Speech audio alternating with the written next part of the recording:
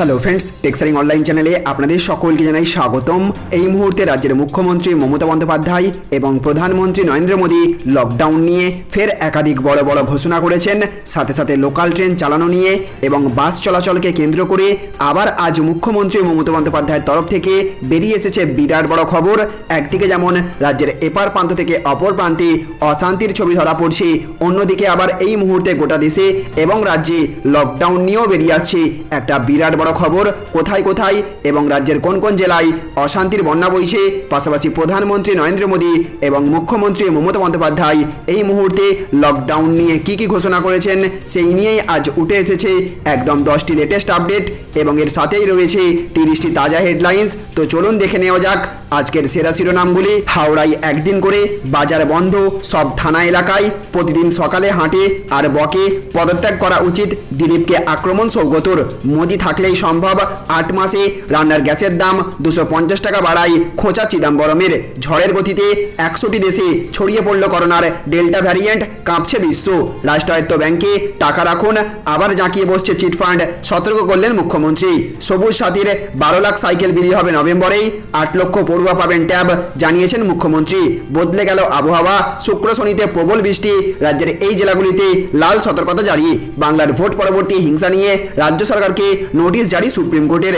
বাংলায় ট্রেন চালাতে ব্যক্তিগত উদ্যোগ নেবেন রেলমন্ত্রী, চিঠি দিলেন বিজেপি সাংসদ।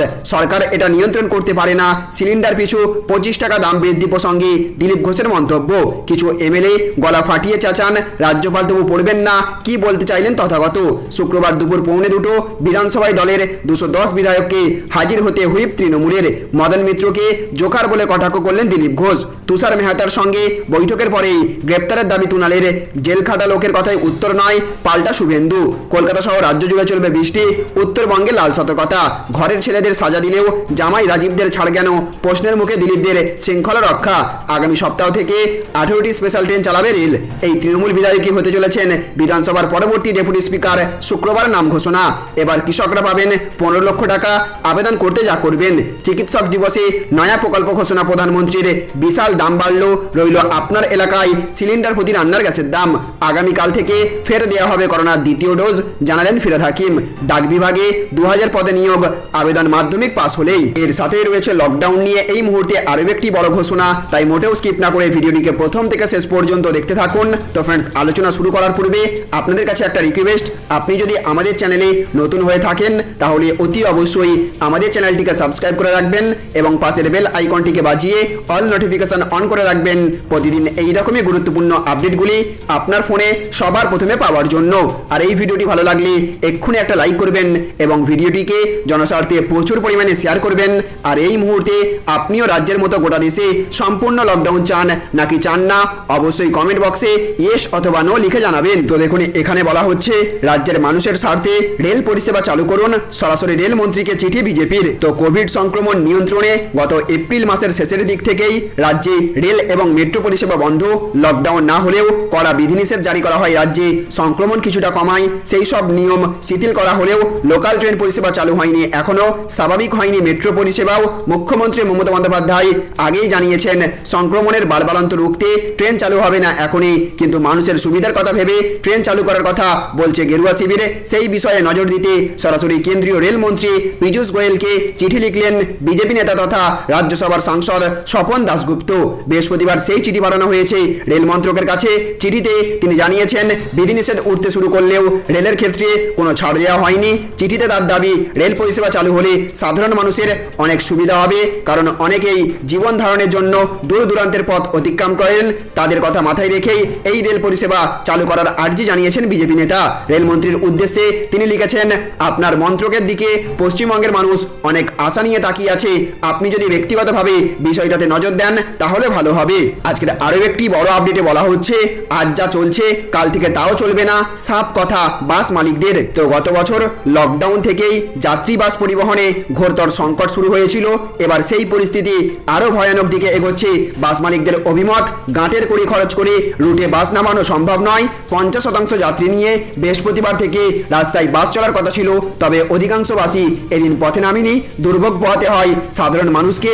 তার দাবি, ভাড়া বৃদ্ধি না হলে কোনোভাবে বাস চলাচল সম্ভব নয়। প্রতিদিন রাস্তায় বাস নামালেই লোকসান 1500 থেকে 2000 টাকা। সরকার তো ভর্তুকি দিয়ে গাড়ি চালায়, আমরা কোথায় টাকা পাবো?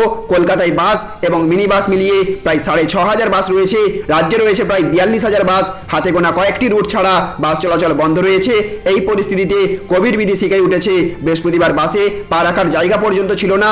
বাস মালিকদের একাংশ বলছেন দূরবীন দিয়ে দেখতে হবে এদিন কটা বাস চলছে। ডিজেল থেকে প্রতি লিটারে মোট 58 টাকার ট্যাক্স নেয় দুই সরকার। কেন সরকার ডিজেলের দাম নাগালের মধ্যে রাখার চেষ্টা করছে না? প্রশ্ন তুলেছেন তপনবাবু। তার মতে সামগ্রিক অর্থনীতির কথাই ভাবা হচ্ছে না। লক্ষ লক্ষ মানুষের রোজগার বন্ধ হয়ে গিয়েছে। পরিবহন শিল্পে সংকট ভয়ানক। মালিকদের আত্মহত্যা করার পরিস্থিতি তৈরি হয়েছে। আগামীকাল থেকে পথে কি বাস নামতে পারে?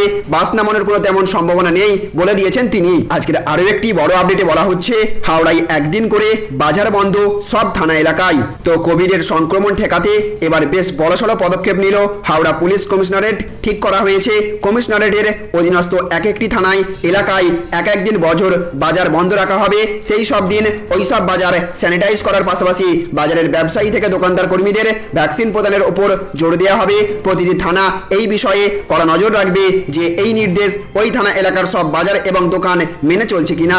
নির্দেশ না মানলেই তার বিরুদ্ধে কড়া ব্যবস্থা নেবে পুলিশ। তবে এই নির্দেশ রাতারাতি জারি করে দেওয়ায় কিছুটা হলেও ক্ষোভ তৈরি হয়েছে ব্যবসায়ীদের মধ্যে। সবে এদিন থেকে দোকান বাজার খোলার ক্ষেত্রে যে ছাড় মিলেছিল আর এদিন থেকেই এই নিয়ম জারি করে দেওয়ায় ক্ষোভ ছড়িয়েছে ওই সব ব্যবসায়ীদের মধ্যে।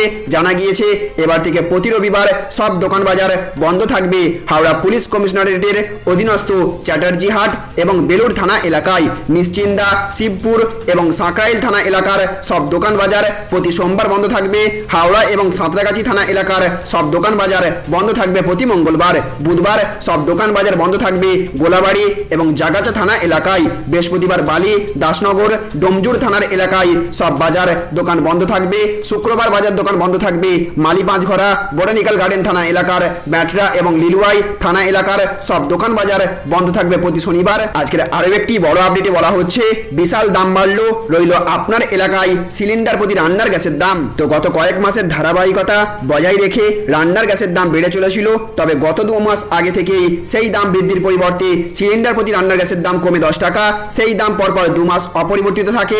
কিন্তু জুলাই মাসের শুরুতে সিলিন্ডার প্রতি রান্নার গ্যাসের দাম বাড়লো বিশাল পরিমাণে। আর এই দাম বৃদ্ধিতে মাথায় হাত মধ্যবিত্ত পরিবারের। জুলাই মাসের শুরুতেই আইওসি 14.2 কেজি রান্নার গ্যাসের সিলিন্ডার প্রতি যে দাম প্রকাশ করেছে তাতে দেখা যাচ্ছে স্থান বিশেষে সিলিন্ডার প্রতি রান্নার গ্যাসের দাম বেড়েছে 25 টাকা 50 পয়সা। অর্থাৎ বর্তমানে যে দাম দাঁড়ালো তাতে সিলিন্ডার প্রতি রান্নার গ্যাসের দাম 900 টাকা ছুঁই। আজকের আরও একটি বড় আপডেটে বলা হচ্ছে সরকার এটা নিয়ন্ত্রণ করতে পারে না। সিলিন্ডার পিছু 25 টাকা দাম বৃদ্ধি প্রসঙ্গে দিলীপ ঘোষ। তো গ্যাসের দাম, পেট্রোল ডিজেলের দামের ওপর সরকারের কোনো নিয়ন্ত্রণ নেই।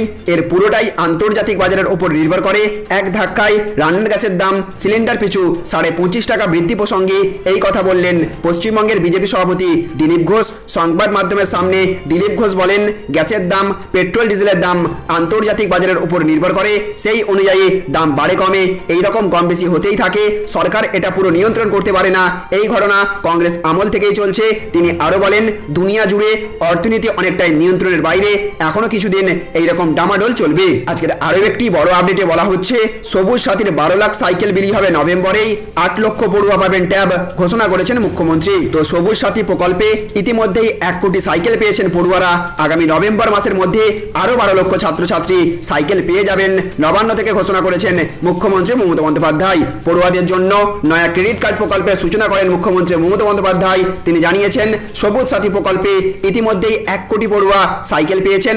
ভোটের জন্য কিছুদিন কাজ বন্ধ ছিল, তবে তা আবার শুরু হয়েছে।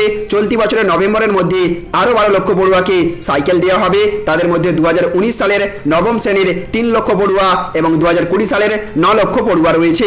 এছাড়া তরুণের স্বপ্ন প্রকল্পে এবছরে দ্বাদশ শ্রেণীর 8.5 লক্ষের বেশি পড়ুয়া ট্যাবের টাকা পেয়েছেন। এবার যারা দ্বাদশ শ্রেণীতে উঠবেন নিয়ম অনুযায়ী তারা পাবেন ট্যাবের 10,000 টাকা।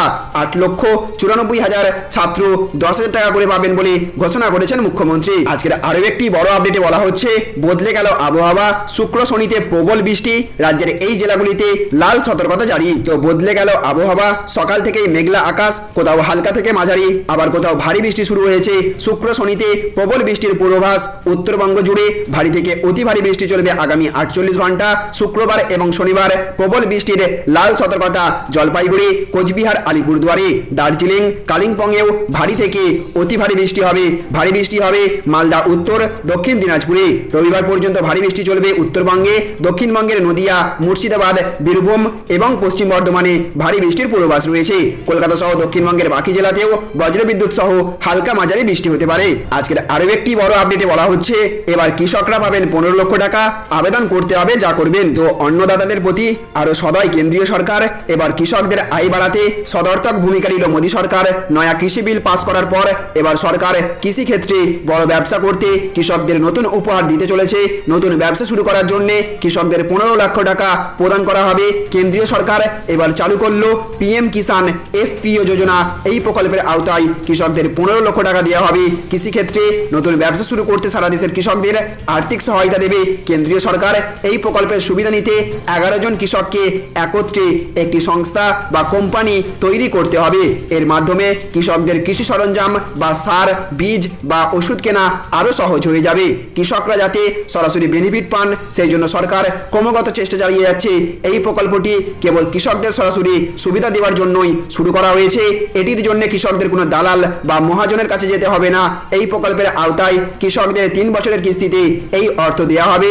এই স্কিমের জন্য 2024 সাল পর্যন্ত 6,885 কোটি টাকা খরচ হবে সরকারের। আজকের পরবর্তী আপডেটে বলা হয়েছে ডাক বিভাগে 2000 পদে নিয়োগ, আবেদন মাধ্যমিক পাস হলেই। তো ভারতীয় ডাক বিভাগে যোগ দেওয়ার এটি সবচেয়ে ভালো সুযোগ। বিপুল পদে চলছে নিয়োগ প্রক্রিয়া। যারা এখনো আবেদন করেননি শীঘ্রই আবেদন করে নিন, কারণ ওই পদের নিয়োগ প্রক্রিয়া পুনরায় শুরু হয়েছে।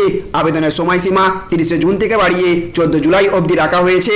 ন্যূনতম মাধ্যমিক পাশেই আবেদন করা যাবে। কিভাবে আবেদন করবেন, বয়স, যোগ্যতা কি থাকতে হবে, সেই সব তথ্য বিস্তারিত জেনে নেব। নিয়োগ করা হবে জিডিএস, অর্থাৎ যার মধ্যে রয়েছে branch postmaster, assistant branch postmaster এবং ডাকসেবক পদে মোট শূন্যপদ রয়েছে 1940টি। আবেদন করার জন্য শিক্ষাগত যোগ্যতা লাগবে যে কোনো স্বীকৃত প্রতিষ্ঠান থেকে, কেবল মাধ্যমিক পাস। তবে মাধ্যমিকের বিষয়ে ইংরেজি অঙ্ক থাকা আবশ্যিক।